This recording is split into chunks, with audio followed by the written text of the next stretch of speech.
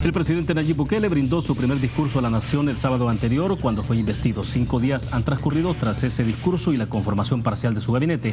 ¿Qué se puede interpretar del primer mensaje y cómo se integran esas ideas a las decisiones iniciales de medidas administrativas al interior de las dependencias con el cierre de al menos 5 secretarías? La respuesta a esa y otras preguntas aquí en 8 en punto.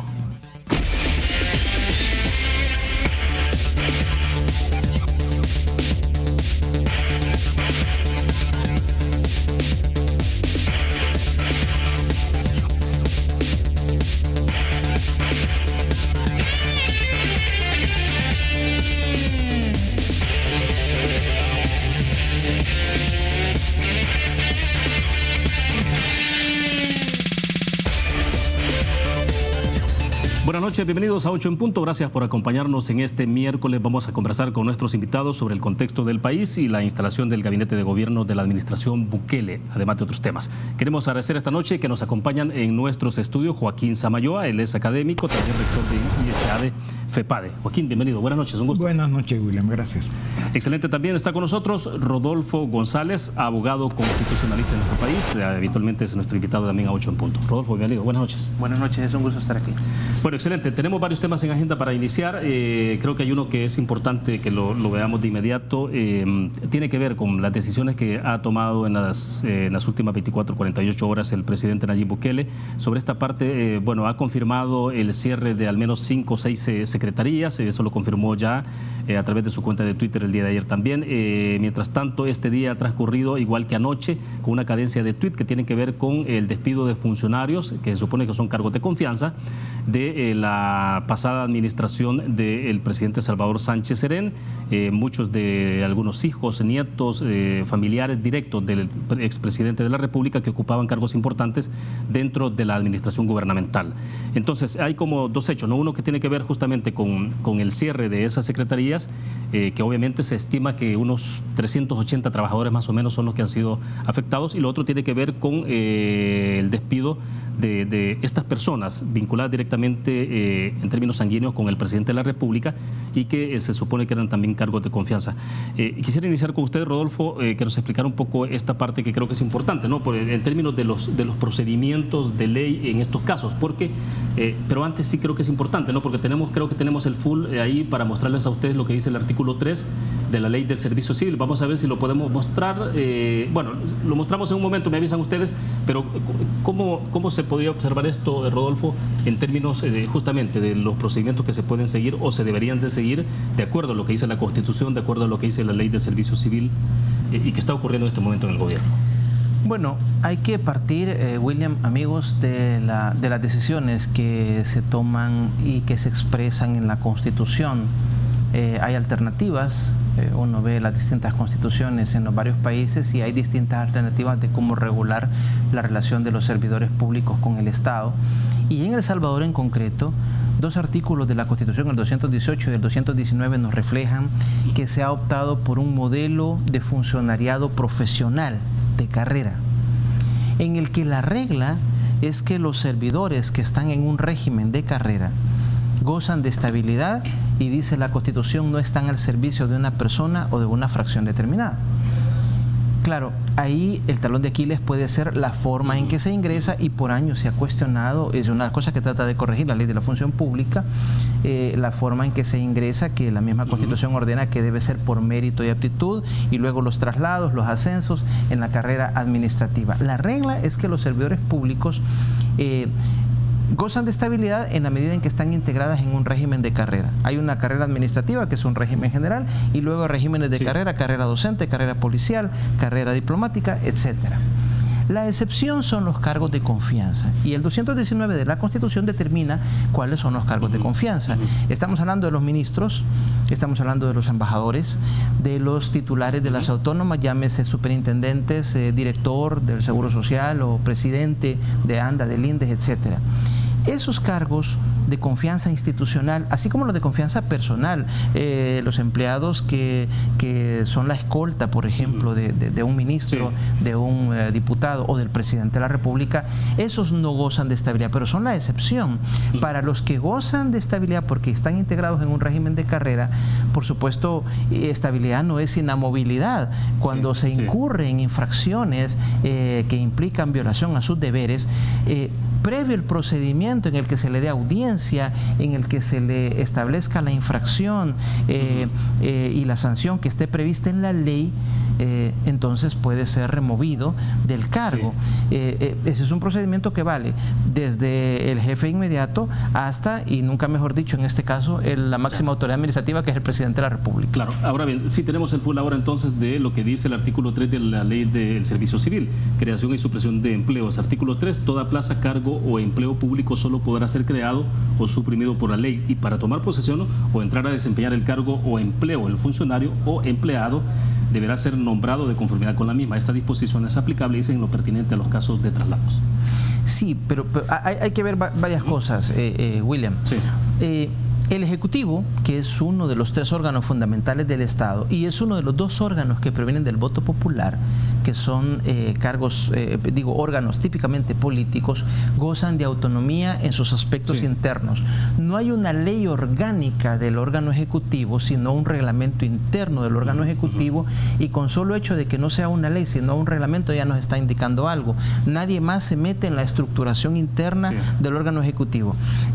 Un nuevo presidente, y ante la coyuntura que estamos viviendo, no es nada raro que una nueva administración anuncie, por ejemplo, que suprime el ministerio tal, que 2 ministerios lo fusiona en uno solo, o que en este caso secretarías que estaban adscritas a la presidencia dejan de existir.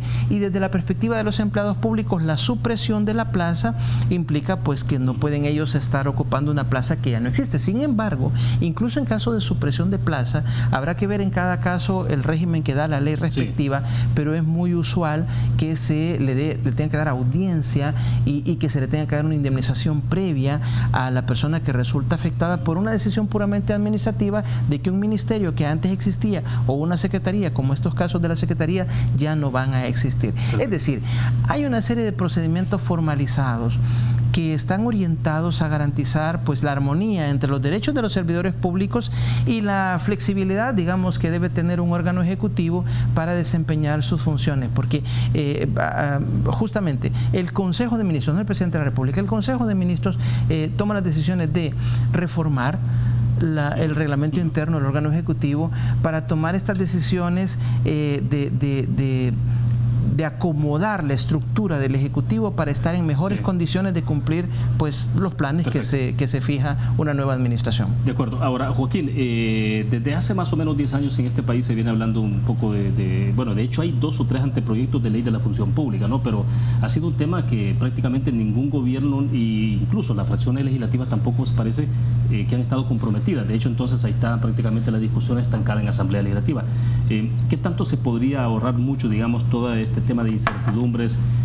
No estamos hablando de los cargos de confianza, sino del resto de funcionarios dentro de la burocracia estatal, con una ley de la función pública, Paul. Creo que es una ley sumamente importante que debió haberse debatido y aprobado hace mucho tiempo, porque esta ley, el proyecto de ley está listo casi desde finales de la administración Funes, es decir, hace mucho tiempo ya.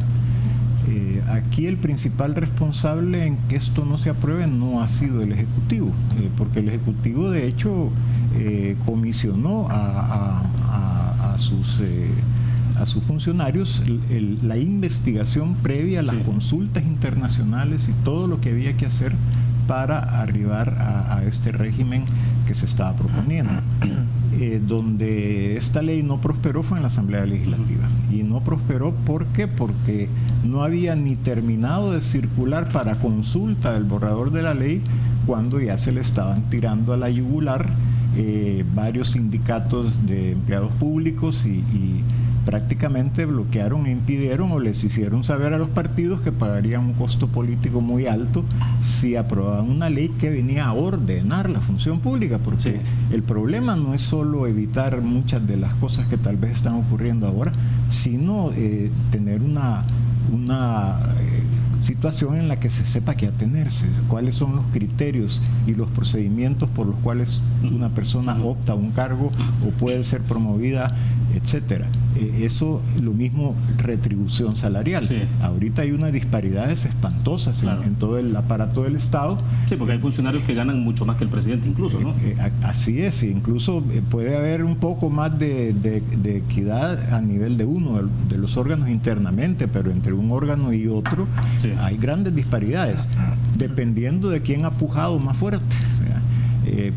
Por ejemplo, en el órgano judicial hay una buena cantidad de empleados de bajo nivel formativo, de bajo perfil, que ganan mucho más que un médico del sistema de salud pública, que ha gastado probablemente 8 o 9 años de su vida estudiando y probablemente ha hecho una inversión fuerte para llegar a graduarse. Entonces yo sí creo que esta ley debió aprobarse, no ha sido aprobada, debiera retomarse y aprobarse no a la carrera, pero sí necesitamos esta ley. Sí. Joaquín, ¿cómo analiza lo que está ocurriendo en este momento entonces? Decíamos supresión de secretarías, que ya lo conversábamos también aparte de la perspectiva jurídica con Rodolfo, pero también lo que está ocurriendo ahora también con la institución, el presidente de la República utilizando el mecanismo de Twitter para ordenarle a sus ministros la remoción de aquellos funcionarios que están vinculados directamente en términos sanguíneos, digo, con el presidente de la República, expresidente Salvador Sánchez Serén. Sí, a mí ese estilo me preocupa bastante. Por supuesto, cada presidente tiene su estilo y eso está muy de moda, eso lo hace Donald Trump varias veces al día.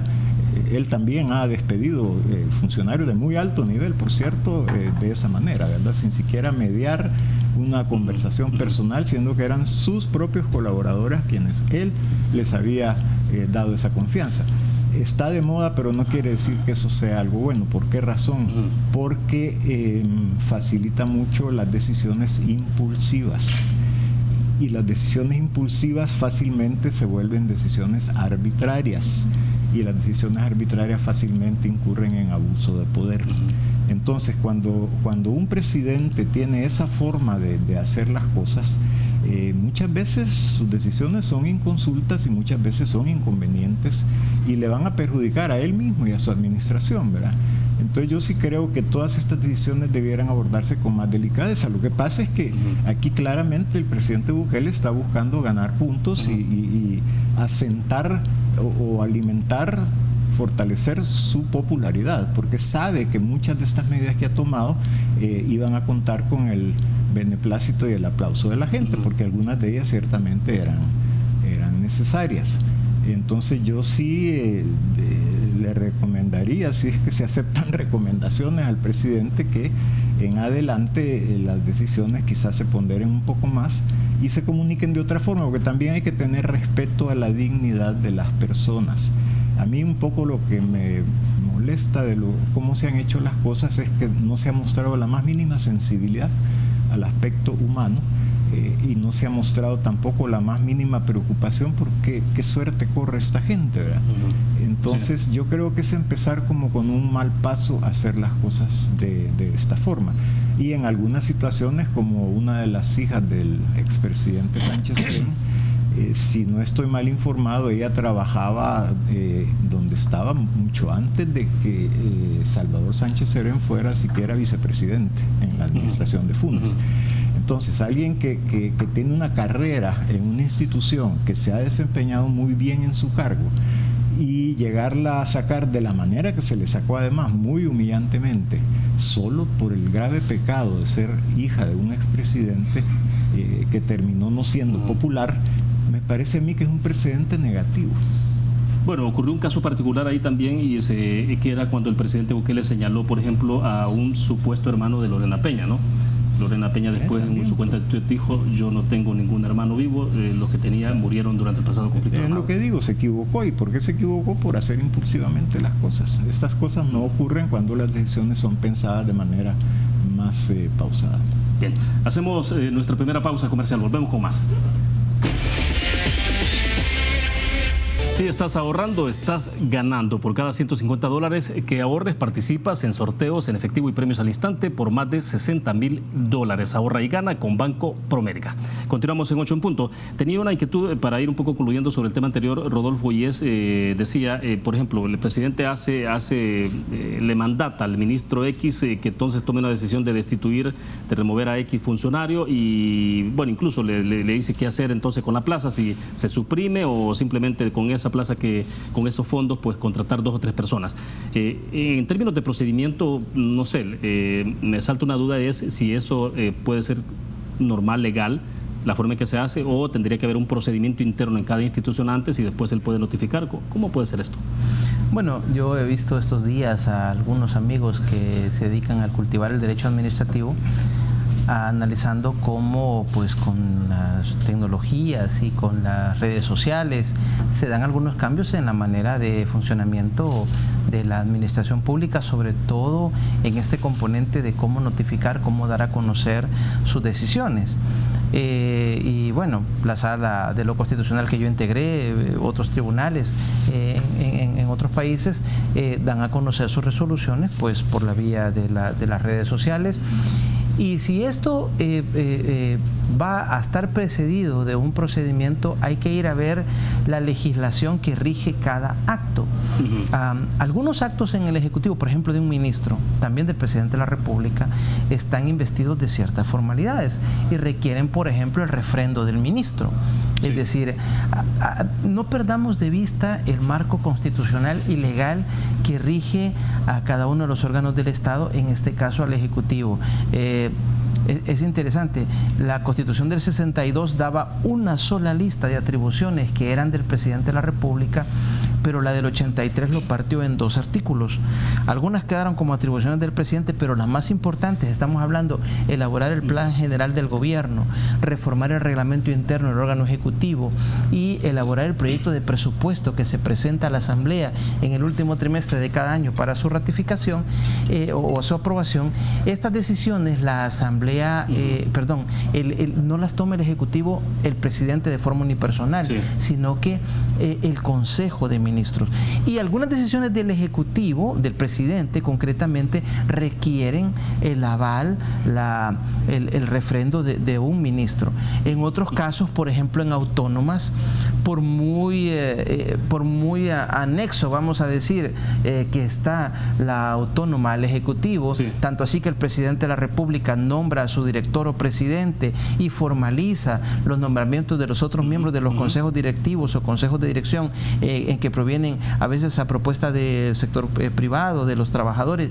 Claro. La autónoma tiene su propia ley de funcionamiento y actúa por medio de sus órganos, no es el presidente de la República el que va a tener intervención. Entonces hay que ver en cada acto concreto cuál es el procedimiento para que este acto tenga validez. Sí. Si luego se comunica por medio de una red social, Twitter o Facebook o la que sea, esa es la manera en que se da a conocer la decisión ya adoptada.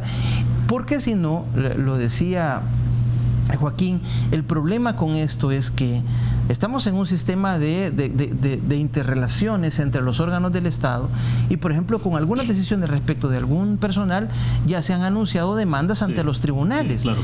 Y los tribunales, entre otras cosas, lo que van a revisar es el procedimiento con el cual se formalizó un acto. Solo mencionó algo, ahora dijo el presidente de la Corte Suprema de Justicia que ya hay una decisión en el tema Citrams. Sí. Citrams es una cosa importantísima para el país, en modernización del sistema de transporte, pero ¿qué se le planteó a la sala?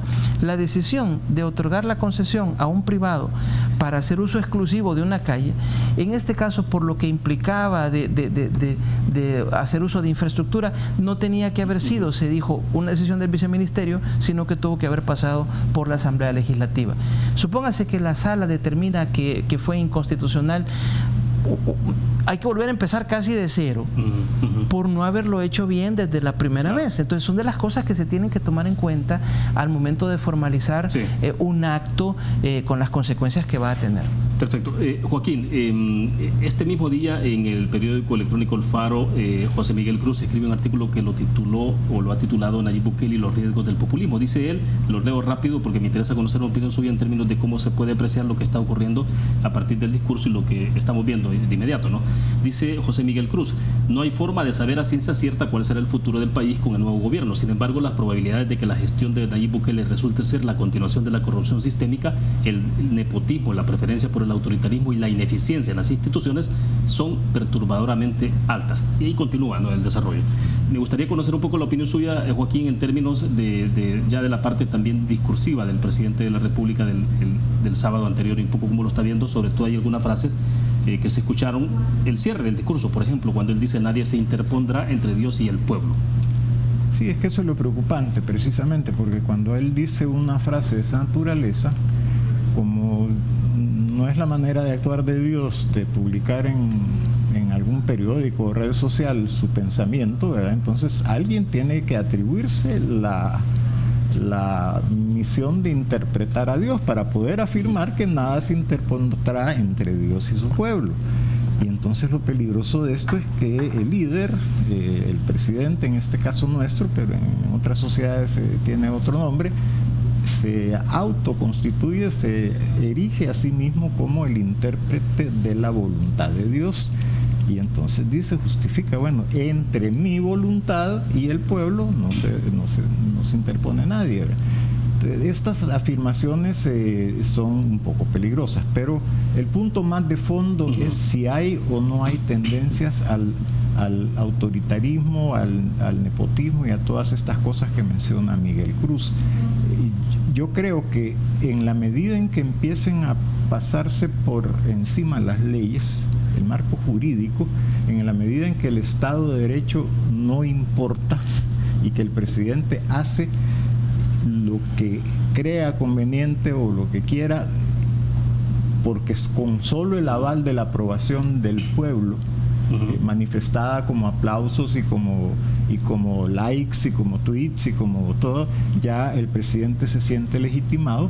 Eso es un camino sumamente peligroso que define lo que sería un líder autoritario en tiempos modernos. Entonces yo sí creo que el presidente Bukele tiene que ser suficientemente sensato para entender que el Estado de Derecho tiene una función que es la de proteger a todos los ciudadanos y la de facilitar también el ejercicio del poder en un marco democrático. Porque fácilmente con algunas declaraciones y con algunos hechos se empieza a caminar hacia lo que algunos llaman democracia directa, es decir, yo voy a encontrar la manera de preguntarle al pueblo, generalmente de una forma manipulada, o invariablemente es una forma manipulada de consultar al pueblo, y luego haré lo que el pueblo diga.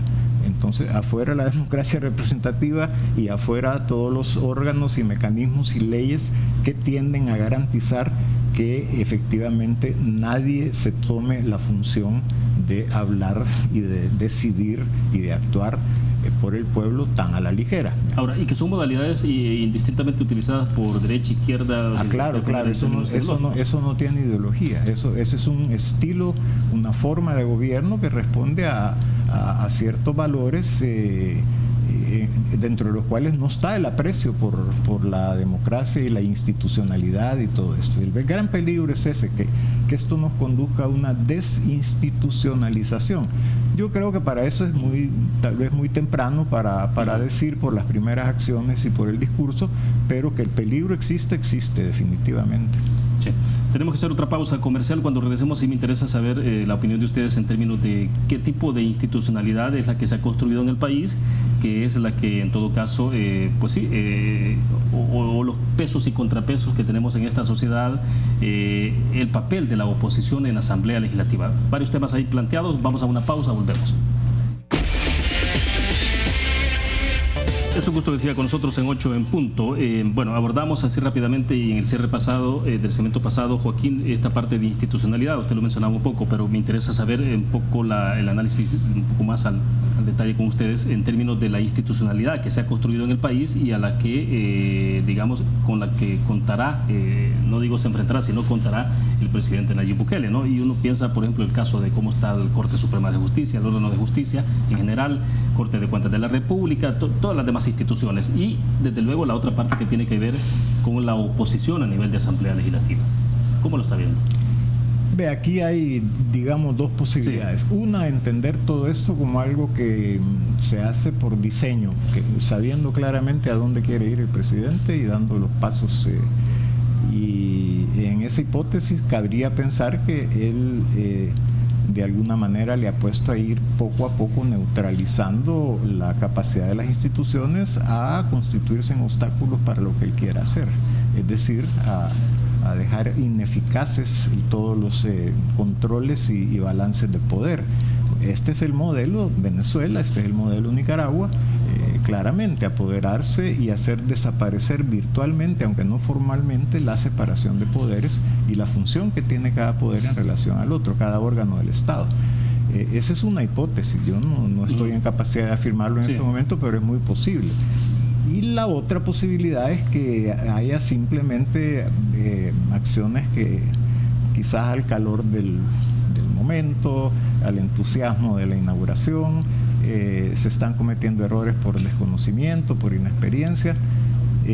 Bueno, cada quien vea, ya veremos todos, porque habrá pronto más claras evidencias de si se trata de una cosa o se trata de la otra. A mí sí me preocupa un poco la actitud de los ministros, porque es cierto, han sido nombrados por él y están a servicio de él, pero antes de estar al servicio de él están al servicio de la nación, al servicio del país.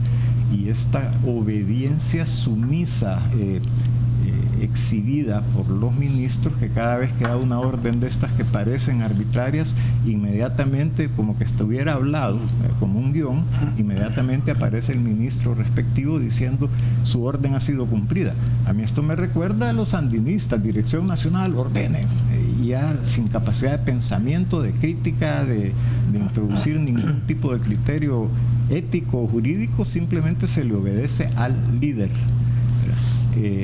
Entonces, como digo, hay signos preocupantes, no es temprano para afirmar que la cosa va para un lado o para otro, pero sí creo que hay que ponerle atención a estas cosas y sí sería bueno que el presidente Bukele, que por otra parte tiene la oportunidad de hacer un excelente gobierno y pasar a la historia como una persona muy respetable que efectivamente logró poner al país en otros rieles, es el momento para que él reflexione que todas estas cosas a la larga le van a perjudicar, no le van a beneficiar. Sí. Bueno, y decíamos en algún momento, ¿no?, de las condiciones en que se encuentra, por ejemplo, y que era la otra pregunta que tenía, que tiene que ver de cómo se encuentra la Asamblea Legislativa, cómo se encuentra el principal partido de oposición, que en este caso es el Partido Arena, el FMLN, el PDC, el PCN.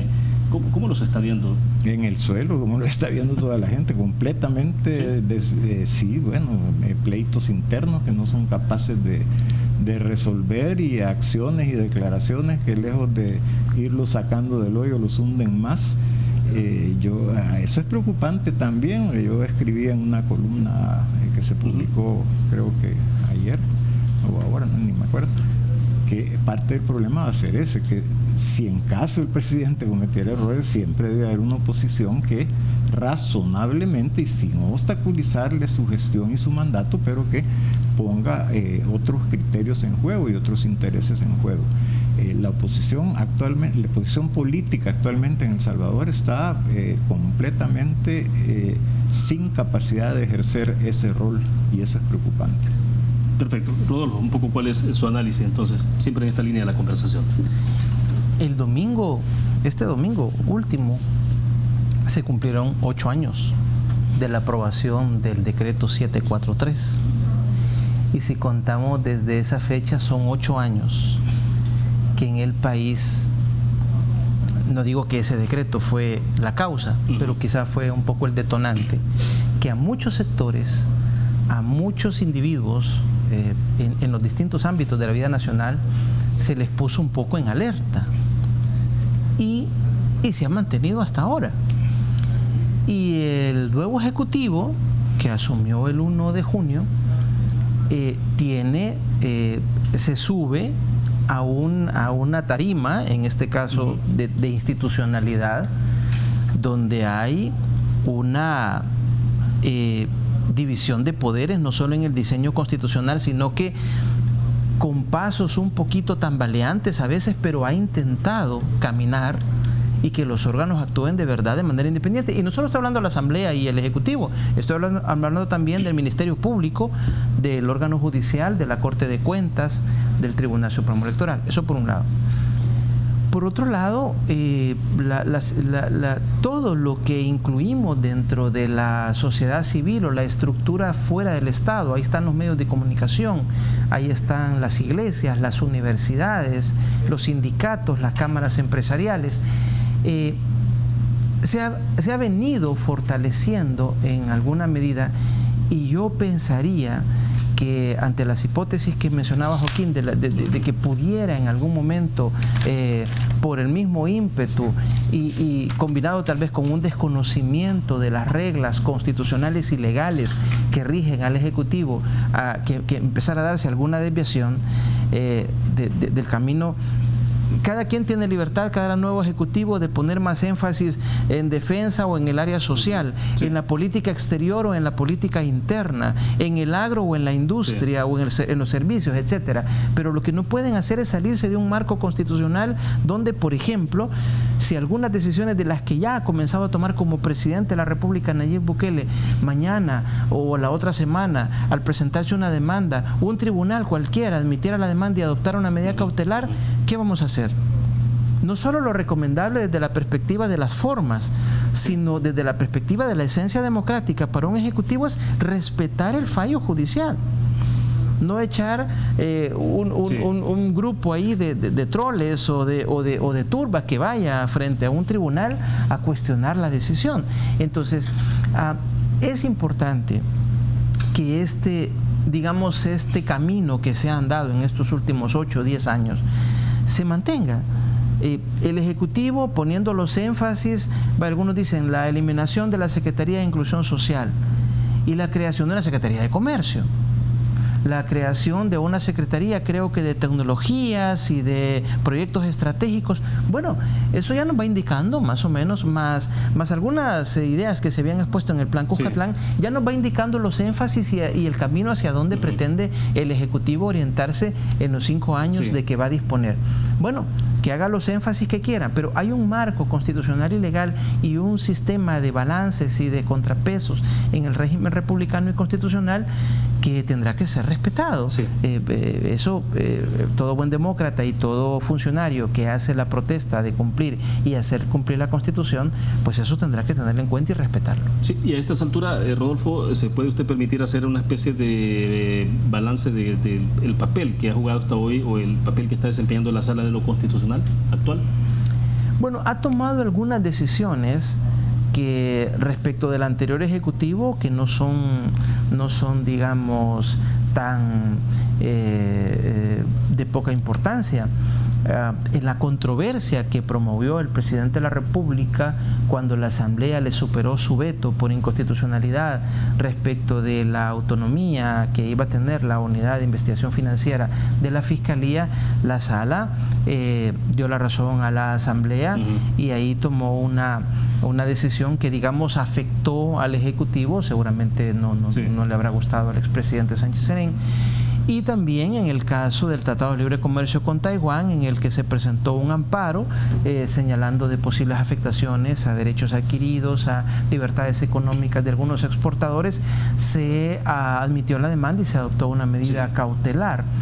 En el caso de la revisión o de control de elecciones de segundo grado, pues se han rechazado demandas respecto de la elección del fiscal general de la República, pero ahora se ha fallado un caso que a nosotros nos quedó pendiente, que es el caso de Citrams, en el que, como digo, además del impacto económico y de ordenamiento del tráfico, etcétera, también se sigue marcando el terreno de a quién le compete una cosa u otra, si es al Ejecutivo o a la Asamblea. son 9 años que van a tener claro, los magistrados, no sé al ritmo que irán, pero ellos en la medida en que vayan rindiendo sus informes periódicos, trimestrales, semestrales, se podrá ver el promedio de casos que van resolviendo por mes o por trimestre, y ahí se puede ir viendo el grado en el que van reduciendo la mora, agilizando los procesos o no, y se puede hacer una evaluación un poco más objetiva. A la vista de casos que se han ido fallando, se supo, porque lo dijeron los propios demandantes, que el habeas corpus que pidieron los hijos del poeta Roque Dalton, porque ni siquiera han tenido acceso a saber dónde quedó sepultado, nosotros lo dejamos admitido y se ha continuado tramitando, por ejemplo. Entonces, ha habido casos que, si vemos con detalle, hubo una demanda contra la elección, contra la inscripción de Nayib Bukele por el Tribunal Supremo Electoral, que fue rechazada, etcétera. Ahí se van dando a conocer en la página de la Corte Suprema de Justicia las decisiones que cada mes se ha ido tomando. Entonces, lo mismo que decía cuando yo integraba la sala, creo que vale decir ahora con los nuevos magistrados. Para hacer una valoración no hay que centrarse solo en una decisión, sino ver toda la jurisprudencia que se ha ido emitiendo. De acuerdo. Vamos a la última pausa comercial. Regresamos al cierre. Bien, hay un tema que me gustaría analizarlo con ustedes al cierre de la entrevista, y es, bueno, la Comisión Política en Asamblea Legislativa está analizando, discutiendo un anteproyecto de ley especial de justicia transicional y restaurativa para la reconciliación nacional, ¿no? Es un anteproyecto de 42 artículos. Paralelamente también tiene una nota que tiene que ver con la sociedad civil, que ha presentado otra propuesta. Entendería que hay más propuestas, pero hay al menos 2 inmediatas. Joaquín, un poco...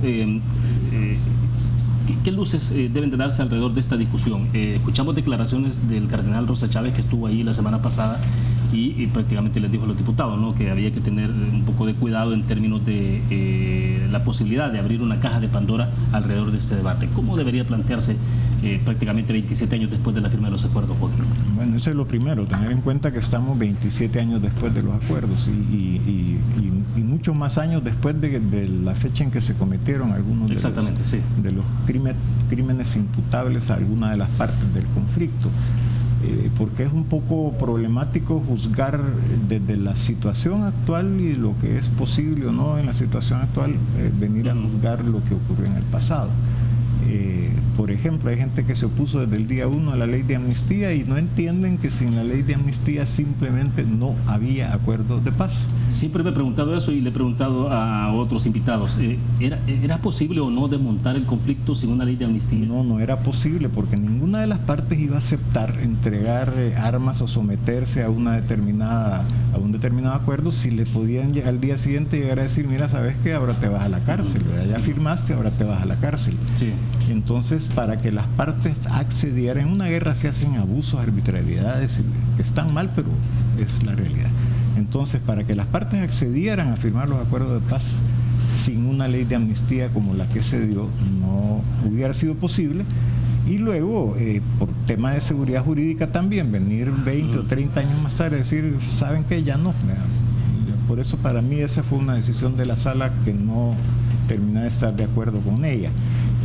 Pero en todo caso, está la situación que tenemos, hay que discutir con mucho cuidado y sobre todo también con sentido de realidad, porque, hombre, pongámonos a ver quién tiene capacidad en estos momentos, con lo rebasadas que están las instituciones de la Fiscalía, del Poder Judicial, quién tiene capacidad de investigar realmente todos esos crímenes, sí, muchos de los cuales no hay evidencia física y dependen de testimonios que se están dando, sí, con el problema de mediar 20, 30 años en donde la memoria se va desfigurando, se va influyendo, se va perdiendo.